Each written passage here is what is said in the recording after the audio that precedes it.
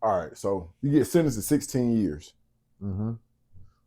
What's going through your mind? Because you went to trial and they found you guilty. Mm-hmm. All white jury. Mm. Every last one of them. The only two black people in the courtroom was me and my girlfriend. Mm.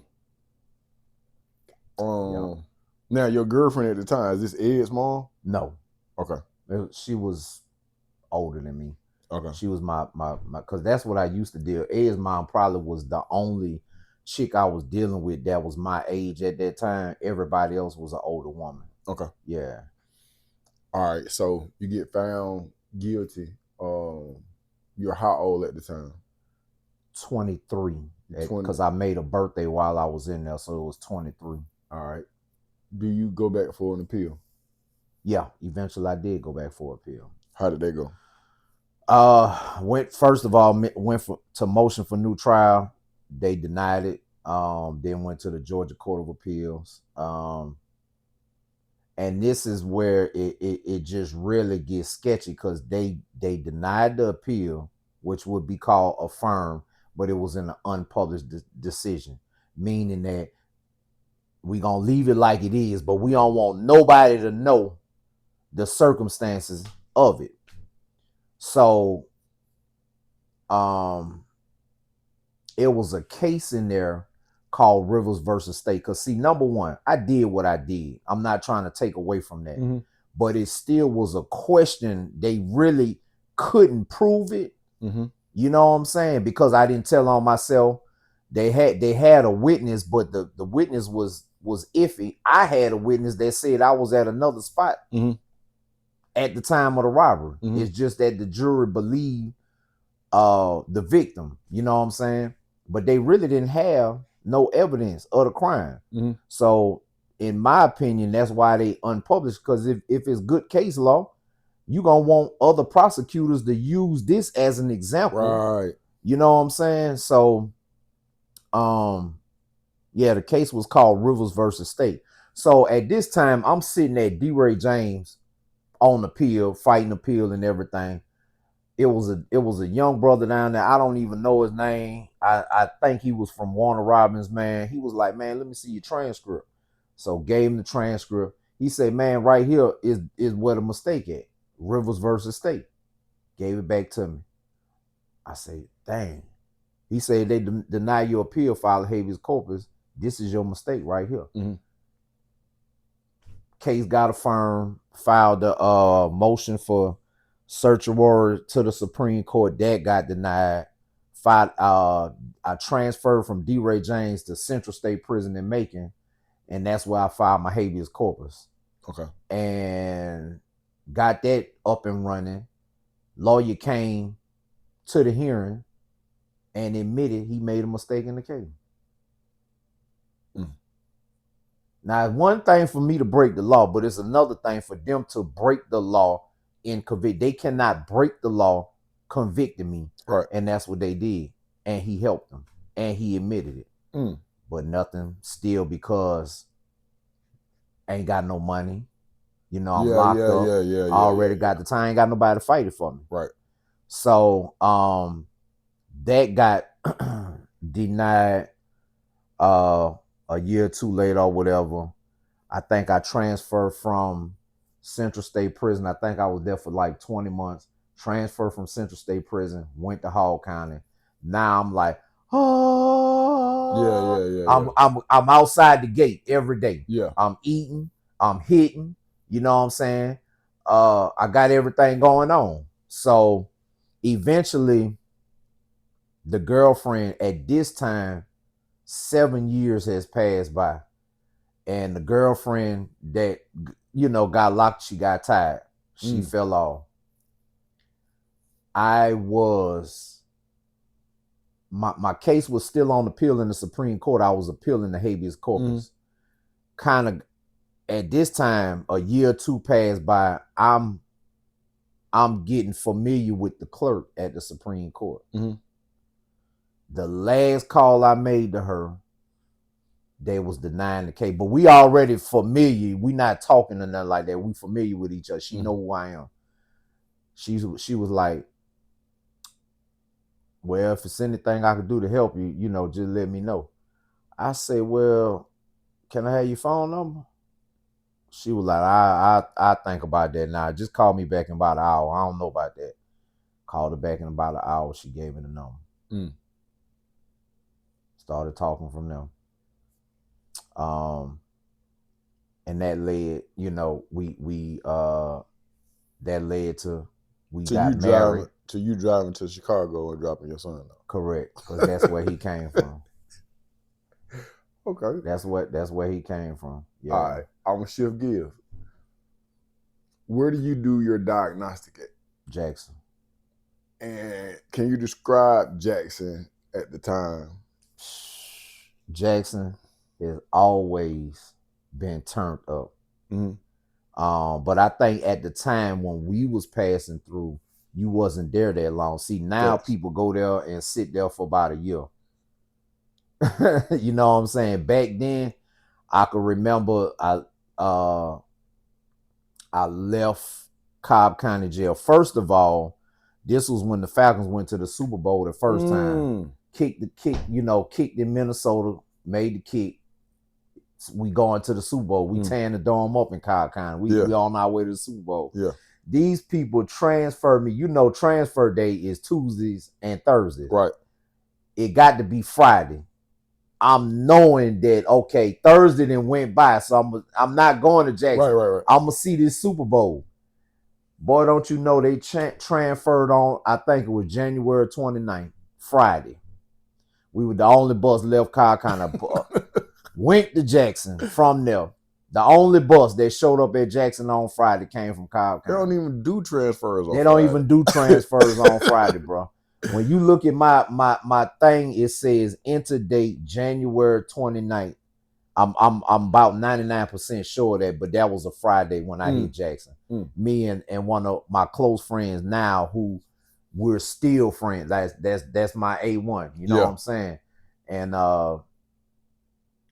we hit Jackson on a Friday. So but Jackson was turned up. It was turned up. Yeah. So let me ask you this, because this back in the day. Do you run into any gang members while you at Jackson? Back then, it wasn't really, gangs was not going back then. At least where the spots where I was from. Now you had a lot of cities, you know what I'm saying, Atlanta, Savannah, Valdosta. You had people like that, but it wasn't no gang banging at all back then, bro. Like little to none. You know what I'm saying? It was more cities clicked up than anything. When you leave Jackson, where do you go? D. Ray James. D. Ray James. Yeah. What's the temperature at D. Ray James? Like, what's D. Ray at the time they was still building, so it was probably about maybe, let me see, 5, maybe 6 buildings. It was 1 open dormitory and like 3 cell houses at the time. Then I think they opened up J building. That had to be the 4th. Let me see, HIJ. But yeah, they were still building on it. I think I was in like I building for probably about a month, and I was like, cell house ain't for me. Yeah. So I went to F building, you know what I'm saying? And people don't even realize I did my entire, besides the times I went to the hole, my entire time has been in an open dormitory. I could not do them cell houses with the roommate. I couldn't do it. Yeah, I couldn't do it. So yeah, that's why I was at D. Ray James, and did a lot of fighting at D. Ray. You remember your first fight? Absolutely. I wasn't there 2 days. It was some white guy. Like at this point, it's been a couple of months since I seen NBA. NBA, you know what I'm saying? The Orlando Magic was on TV. He was trying to flip it to something. I flipped it to something else. He flipped it back. Pow! I hit him. Take off on him right there. You know what I'm saying? So that was my first time going to the hole, because they locked everybody down and they came from cell to cell. And then by the time they got to my cell, they locked me down in the hole. So I was in the hole like 17 days. But D. Ray James was so new, they didn't have the DR process. Huh? It was new. It's a private prison. Oh. So they didn't even know really. You know what I'm saying? So I'm just in the hole sitting there. No DR. I don't even know about the DR process. This is the first time I got in trouble. Right. So once I had wrote them, I'm like, I ain't got no DR on. But it took 17 days to do that. Then they let me out from there. Yeah, and then after that, I was I think I went back to I building.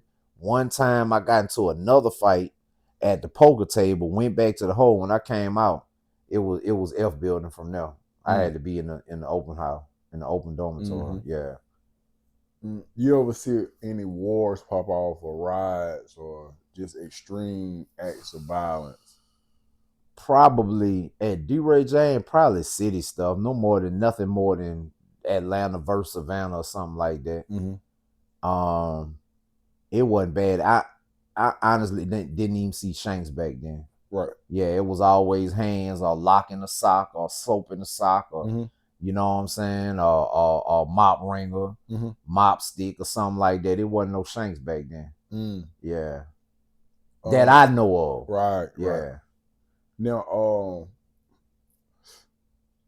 now we in the gang era, and coming from, I heard Ed say y'all came up in the gay era in chain gang. I said I don't know if I absolutely.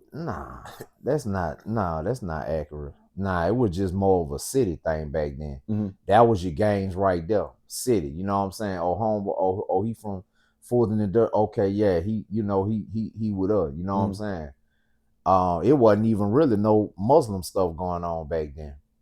Yeah, but see, Ed been banging since he was 14. Yeah. He been in it for a very long time, maybe even earlier than that. Yeah. You know what I'm saying? No, I think it was 12. He told me 12. It probably was 12. It probably was. 12. Yeah, he been doing, he do it for real. For yeah, sure. nah, for real. They has nicknamed Ed Super Crip. Cause whatever the rule, whatever you told him the rules was, and he see you not abiding by those rules, for sure, he finna let you know, hey man, that ain't what you said was going on. And he love his favorite term, man. Y'all old niggas. Yeah, Ed gonna stand on it. Yeah, for yeah, real. yeah. He definitely is. I'm talking about everybody can be going north. He don't give a damn. Yeah. It's crazy as hell because both my sons is smart as hell, but they are two different people. Right. But they both extreme about what they do. Strong-minded. They are strong about what they do. I wonder where they get that from. Yeah, for sure. Hey, that's me. Yeah, when I believe in it. That's it. That's all that matters. That's it. You can't show me nothing else. I got all of the evidence I need, and that's it. I don't want to see no other way. That's it, bro. Yeah. I didn't realize that Ed was as smart as he is until we was I know I'm shifting gears a little bit, but you was on my caseload, and you was like, "Nah, I'm straight. I need for you to work with my son." And at first, I was thrown off till I started seeing your checks. I was like, "Nah, he don't need my help." I said, "I might need a little help for real." Right? Because when you came home, bro, you were just like 10 straight to it. No, you were just like light years ahead, bro. Straight to it. I had been preparing for it for so long, boy. I was setting up.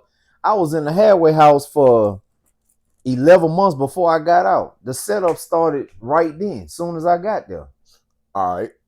Yeah. So I wanted to touch on Ed's mindset, but I want to backtrack because at some point in time, Ed get in trouble while you're incarcerated, but you, some kind of way, helped him out with his lawyer fees. Yeah, well, now he got in trouble before I got out, but he got in trouble again. That was minor. He got in trouble again after I got out. I probably was out a couple months. Not maybe close to a year or something. He caught a major case. The same case I caught in Cobb County. So I made sure I got him a lawyer. Yeah.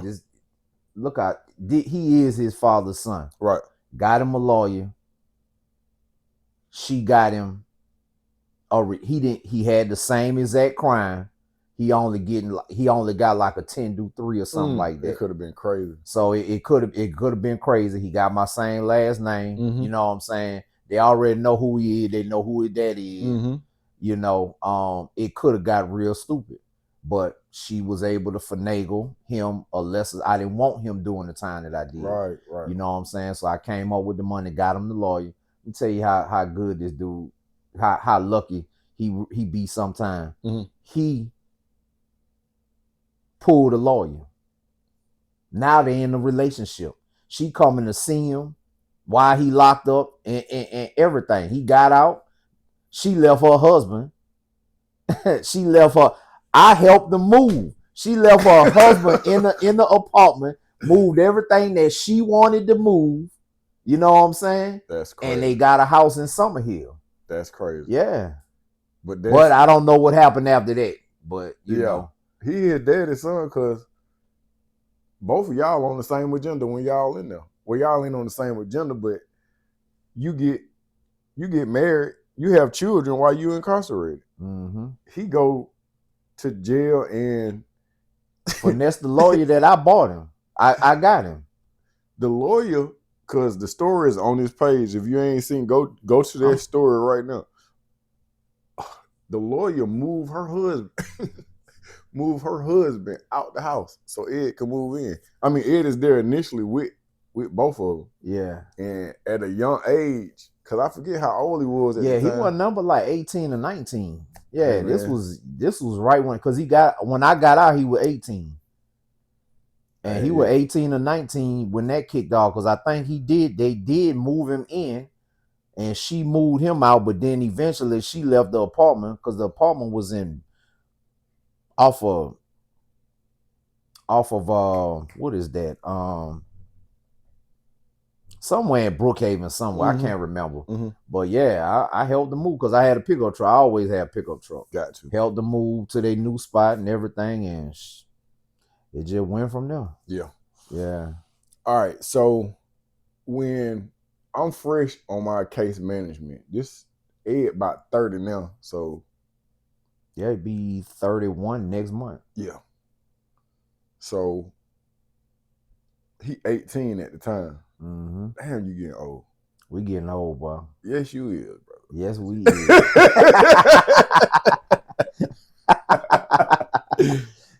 So at the time, bro, they got me doing case management. I'm actually going inside the prison system. They sending me in there to establish a relationship with individuals 6 months prior to their release. Mm-hmm.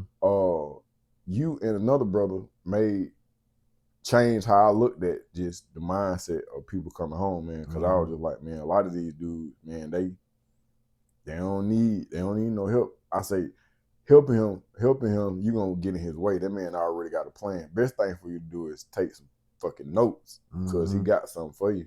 Yeah. But I specifically remember a day where the program paid for Ed to go see a therapist. Mm-hmm. And Ed went in there on some, I don't like this dude. I don't respect this dude. Mm-hmm. I just don't, as a man, I do not respect him. So I'm not going to talk to him. I'm not going to deal with him. Mm-hmm. That nigga made me he made me the therapist. To one, he's like, yeah, I'll talk to Butler, but I ain't talking to this dude. Simply, they were like, hey man, we done already paid this man. I don't give a damn. Right. Then that's when I learned. I say Ed really manipulate. If you allow him to, Ed, he'll maneuver pieces. He understand all the pieces on the board. Mm-hmm. He'll move some shit around. But me and Ed been cool since then, bro. We done went on the road and worked and got into all types of legal stuff. Mm-hmm. When you come home, how would you describe your relationship with Ed? It was terrible. I at this time, I still didn't know how to be a father, because you got to realize I got snatched off the street early in his life, and when I come home, he already a man. Yeah, it was terrible. You know what I'm saying? So it had got to the point to where I think I was out 2 days. He was sitting in the back seat, and my wife at the time, was driving. I was in the passenger seat. He had said something fly, but I told her to stop that car. Boy, I got out that car, but he at this time he didn't already got out the back door and ran. He was on more because I was about to give it to him right then. I'm not going for it. I'm fresh out the chain gang. I'm still in that mindset. Yeah. So it was it was bad in the beginning. Yeah. You know what I'm saying? And it took some years to get it together. You know what I'm saying? Okay, so now I'm asking the question as a father. When I came home, my child was 9 years old, bro. She was calling me by my first name. I'm talking about, I did not know. She was born while I was there. I had probably seen her 2 or 3 times. You know what I'm saying? So there's a lot of guilt to come along with that, bro. I'm talking for about, sure. I thought I could buy that time back. I thought I could. I bumped my head so many different ways, bro. I'm talking about, well, I'm smoking Newports. I don't smoke cigarette, but I'm smoking Newports. This got me stressed out. It got me stressed out. How do you deal with that? How do you deal with that guilt? How do you maneuver through that? I felt guilty for a minute, man, but at some point you gotta let it go. Like you gotta pick up and move on. You know what I'm saying? At some point, like I told him a few years ago, like the stuff that you went, the blaming your mom and your daddy, that shit didn't expire. It's time to turn the page, yeah, and move on. And that's the mindset and the mentality that I had to pick up. It could come across as a little bit insensitive, you know what I'm saying, and making people think you don't care about what they went through. Yeah, I care a lot, but I'm not gonna sit here and just keep on damn. You know what I'm saying? At some point, you gotta turn what you got to do, and you got to move on. Yep. Yeah, everybody done been done wrong. Everybody done been through something. For you know real. what I'm saying? Either you gonna sit down here. You know what I'm saying? That's just like a lot. It's been a lot of homeless kids that went on to the NBA. I got a cousin. I got a first cousin, right? He went down. He did like 20. He had smoked the dude. He was gone by 20, 22 years or something like that. He got out probably about 6 or 7 years before I got out. He got a son, right? His son is the same age as Ed. I mean, they are literally maybe 2 months apart. They both was born in 95. That son went on to play he played for the LA Chargers today. You know what I'm saying? That boy went to LSU, played for the Panthers for 5 years, went to Pittsburgh for 1 year. Now he with the Chargers. This is second year with the Chargers, right? And I said that to say it's up to the individual. It's the one thing, Pam Wiggins, I gotta make contact with Pam Wiggins. Who is Pam Wiggins? She was the warden at the time when I was in the halfway house. Okay. I gotta make contact with her. Cause she was coming in there, getting on everybody. And the one thing she said when and didn't nobody feel it like I felt it. I felt like she was specifically talking to me. She said, I can't want it for you worse than you want it for yourself. You know what I'm saying? And for some reason, I don't know why they just stuck with me. Stuck with you. You know what I'm saying? So it's always on the individual. You cannot sit around and worry about what happened to you back in the day. What you doing today? You got AI now. This thing here make everybody on a level playing field. Fact. You know what I'm saying? So if you're not picking it up, that's why I tell people all the time, pick up that AI. You're going to learn something. It's going to take you somewhere. Facts. If you don't listen, that's up to you. Can't want it for you worse than you want it for yourself. All right, I'm going to shift gears because Ed is a super Crip, and we come from an era where it's more the neighborhood thing. Right now, in the Georgia Department of Corrections, and Ed is far removed. He been home for a long time. He been home for an extended amount of time. Shout out to him. He made the change. He made a decision. He got tired. Yeah. He made a decision. It's a decision every day.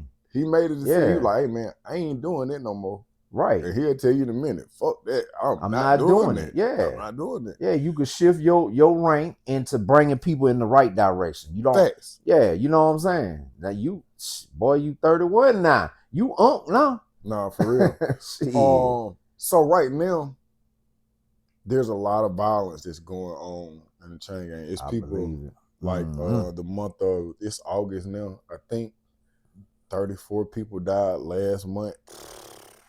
Right now, the state of Georgia has the highest murder rate than any other state in these United States. Golly. I'm talking about, so it was, I want to say, I forget what state it was that had us But Georgia for the last 2 years, bro, the numbers just keep going up and up.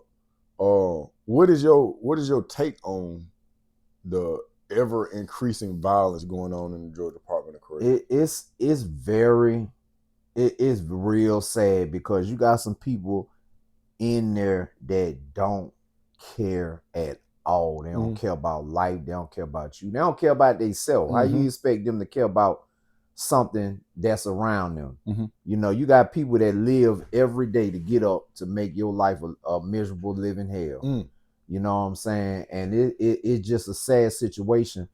And it could be fixed, but it got to be fixed from a different direction, meaning that a lot of people should not even be in there. See, you could take somebody that can go in there for something small and he got to turn into a savage to try to make it out. Right. You changing somebody's life.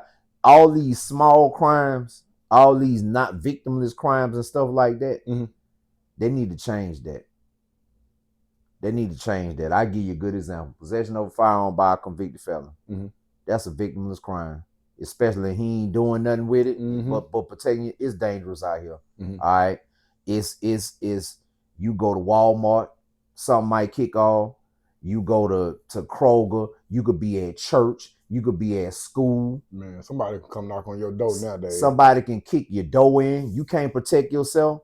You know what I'm saying? If they're not doing anything to collaborate having a firearm, if they're not doing nothing with that, shouldn't be. If you take that charge right there off the books, that probably cut prison by about 10 or 15%. That's people that's not even in the prison system. Facts. Let me ask you this. So right now in Washington, right next to Washington State Prison, since 2023, they have been building and supposed to have available a new facility. This facility is supposed to house 3,000 single cell, or it's got 3,000 single cells. It's supposed to have state-of-the-art technology that is going to eliminate the drone, the cell phone. Do you think this is a strong solution, or is you got to do it? You have to do it. You know what I'm saying? Because you got people that don't care. They want what they want. And see, when you got people in there serving license or 10 or 20 years and stuff like that, they don't care about nothing. They really don't care about nothing. So they're gonna keep doing. They're gonna keep crashing out and doing what they do. I seen it was. I gotta make a post about this because this dude here got a pardon from Biden. Talking about the dude who just got caught up again for the drugs. And just got caught up once again. You got some people that as soon as that door open, they're gonna take that chance every single time. They don't care. Let's talk about that because you had a plan. I say it's a blueprint that does not send you back to prison. What if you could just give us that basic lineup? What was your plan and how did you execute it? Man, I had to pray. That's one thing. I had to pray. I had to do a lot of praying to change. You know what I'm saying? Change my mindset. You got to change your mindset and you got to change your way of thinking about certain things. When something crazy come in your mind, you got to figure out how to get it out of there. You know what I'm saying? Because if you sit and think about it, and you know, my thing is when people out here committing crimes and doing this and doing that, everybody feel like they got the state-of-the-art revolutionary new way of doing it where they won't get caught. You know what I'm saying? Everybody feel like that. And you just got to listen, educate yourself. You got Coursera. It can't be an excuse I can't afford college. You got Coursera. You got edX. You know, these folks offer free to low cost education. When you educate yourself, it start pushing the BS out your mind. You know what I'm saying? I find out the more that I study stuff, because I'm always constantly studying stuff and looking at stuff, it just pushes the BS out of my mind. You got to start with a mindset change first, because if your mindset don't change, you're going to keep doing the same thing. Eventually, you're going to end up back in the same spot. So it starts right there. And it just starts with determination. If you see somebody going in a certain direction, man, inbox them, DM them something, ask them, hey man, how you did that? But now you ain't really got to do that. You could just take the video that they might have made, put it in AI, and tell me step by step process of how to do that. Literally. Yeah. Literally. So it just start with that, man. It just keep working. You know what I'm saying? Like, don't never get to be like, well, shit, this money ain't coming fast enough, or I need bills for this. Man, you know how many times I done started a business and failed, and I be needing money and things of that nature, but I still won't go back to what I was doing. Right. You know what I'm saying? It's easy to go back to what I was doing, but it definitely easier to find yourself in trouble with the law than it was back then. You might have got away with it back then, but eventually you're gonna get caught now. How long have you been home?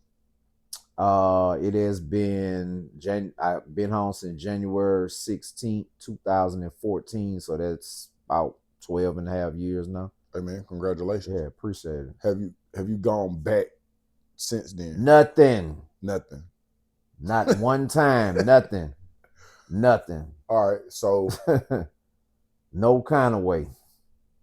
You did you get a pardon? Yeah, I got a pardon July 15th, 2020. Describe that process. Because it's different from when I went and got mine. Yeah, well, it's different from when I got it. It's different again now. So yeah, you know, we used to have the little pamphlet that you fill out and stuff like that. Now everything is online. But you can do it yourself. That's the thing about it. A lot of people don't realize. A lot of people what site do you go to? Pardons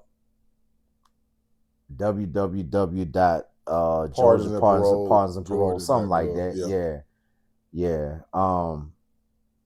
And just fill out the process yourself. You need them 3 reference letters, notarized and dated. Everything that you've done in the community. Like, look, I sent them for like 60 pages of rehabilitation. The certificates and stuff that I was doing before I even got out. You know what I'm saying? All that's important. You know what I'm saying? Send them all that. Yeah. They come out to your house? Yes. Yep. They come to your house. Who comes to the house?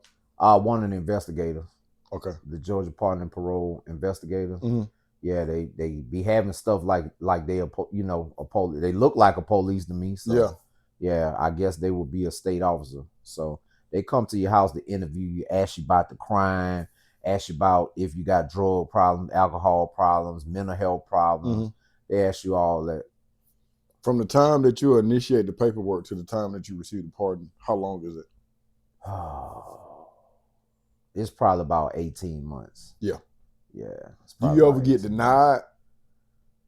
I asked that because mine got denied twice. I didn't get denied, but they did not restore everything. Now, this is something that I'm trying to change for the state of Georgia right now. A pardon in a lot of states means a restoration of everything you lost at the time of conviction. That is the definition of a pardon. Well, Georgia has this thing where they separate a pardon from the gun rights. And I personally don't think it's constitutional. Right. So as soon as I get it set up in front of the right people, I'm gonna put this on blast where we can change it for the entire state. Because if you say on that a full pardon, this is the wording on my pardon, a full pardon, rehabilitated, change your life completely, then that means I should have everything. So I've been getting denied. I got the pardon in the beginning, the full pardon in the beginning, but they've been denying the firearms rights ever since. So when you get a pardon in the state of Georgia, you get your rights to run for office, and your rights to have full custody of your children. And the third one is supposed to be right to bear arms. It's something like that. Yeah, but they it's a separate process, and it should not be a separate process, because if you gonna tell me you see the rehabilitation, Hell, I'm a CDL holder. I got doubles, triples, hazmat, tankers, passenger endorsement. Mm-hmm. If I could ride, because I drove for Marta for 2 years, if I could ride with 50, 60 people on my bus, you could trust me to do that. You could trust me to ride up and down the highway with 80,000 pounds of hazardous material. Why you can't trust me with a firearm to protect my person and my family? It does not make sense, and that's something that I'm gonna try to change for the entire state. I'm gonna do it for all of us. Yeah. Okay. I'm gonna shift gears. Mm-hmm. Gucci Mane. Okay. Was robbed by one of his artists allegedly, and right now in the streets they're saying the Gucci is a snitch because he, I guess, did what business owners do, or I don't even know if he's done anything. See, these are a bunch of clowns in the street. They always talking about what they would have did if they was in that position. Y'all don't know. Listen, I don't know Gucci, but I have talked to him on a cell phone. Rest in peace to my partner, Warrior Adams. That was his boy. You know what I'm saying? Gucci then called my cell phone while we sitting in Hall County CI to talk to Warrior. You know what I'm saying? So I don't, and he didn't came a long way since then. The man is a mogul. Now, okay, they didn't do the definition of a snitch is when y'all do something together, right? And one dude tell to get himself a reduced time or to get out of it. You know what I'm saying? That is snitching. They was not in this robbery together. Gucci is a businessman. He is not a street man. And we think that he said something. Maybe he just sitting back. It was other people there. He ain't got to show up at the trial and say nothing. That don't exempt everybody else that was in that room, because you get charged for everybody in the room. You know what I'm saying? So me personally, we used to be street. We not in the streets no more. It's time to grow up.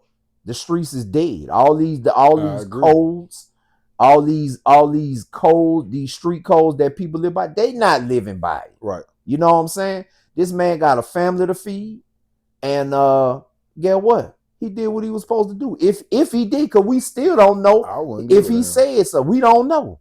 But we can't, I can't say, hey man, he shouldn't have did that. You know what I'm saying? I can't say that. That man did what's best for him and his family. Exactly. You know what I'm saying? If he went to the police, we don't even know. We just speculate. Right. So let me ask you this. So here's a young man who did time in the feds, who was in a federal halfway house. He is literally, the day that the robbery take place, speak to his parole officer. And for whatever reason, felt like it was all right to rob somebody while you living in a federal halfway house. What kind of individual is this? Is this like the super thug? Is this the realest that we have ever met? And he did the robbery with his daddy. His daddy was there. That's who I blame. Blame the dad. I blame the daddy, because what he took the entire plan to a daddy. Why the daddy was like, look here, man, we getting money for real out here now. We not gonna do that, man. We just gonna do it another way. We gonna lawyer up, sue our way out the contract, and do it this way. Nah, daddy was like, shit, let's go. Let's do it. You know what I'm saying? Or you clout chasing your own damn son.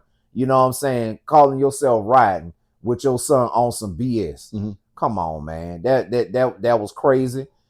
He's a man, but he a young man, and he need direction. You know, when you young like that, you need some direction. You need some talking to, some counseling, you know, constantly. You know what I'm saying? And as a father, that's what he was supposed to do. Look, man, we out here getting real money now.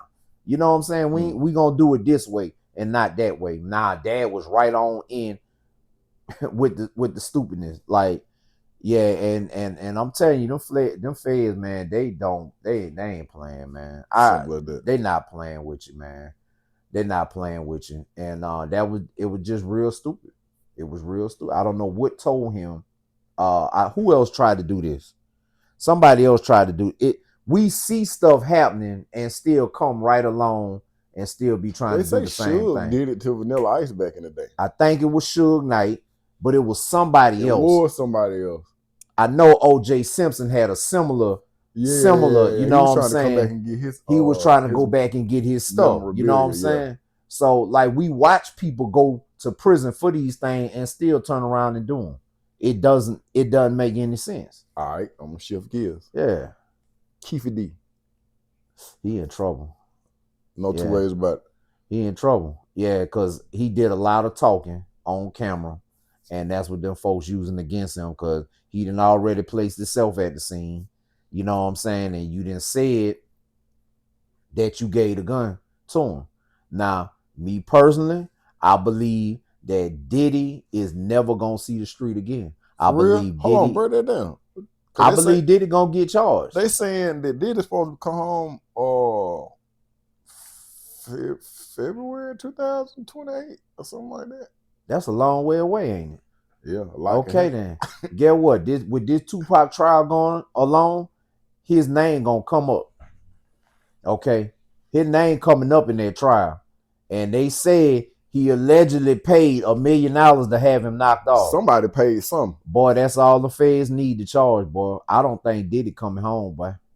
That's the first time I heard this. I don't think I believe he's going to get charged some type of way in that murder. But that's my thumb there right there. Yeah, before get charged with Tupac murder. I believe so, boy. I believe that's just me. I believe that Diddy, enough is gonna get said in this trial to make Diddy look like the mastermind behind that murder, and I think Diddy is gonna get charged before he get out. I think this little case right here was the kind of get him to get his foot in the prison system. Right. And we know the feds don't like to miss. They almost gave him a life sentence, but they didn't convict him on that charge. Come on, man. You know the feds don't like to miss. When they missed him on the Cassie stuff, they gonna catch him on the Diddy stuff, on the Tupac stuff. I believe that, but we'll see if it unfold like that. If it don't, I'll be the first to say I was wrong. If they don't catch him on the Tupac stuff with this Keefe D trial right here, then he home free. I don't think he'll ever be charged. That's an interesting perspective, man. Mm-hmm. Okay.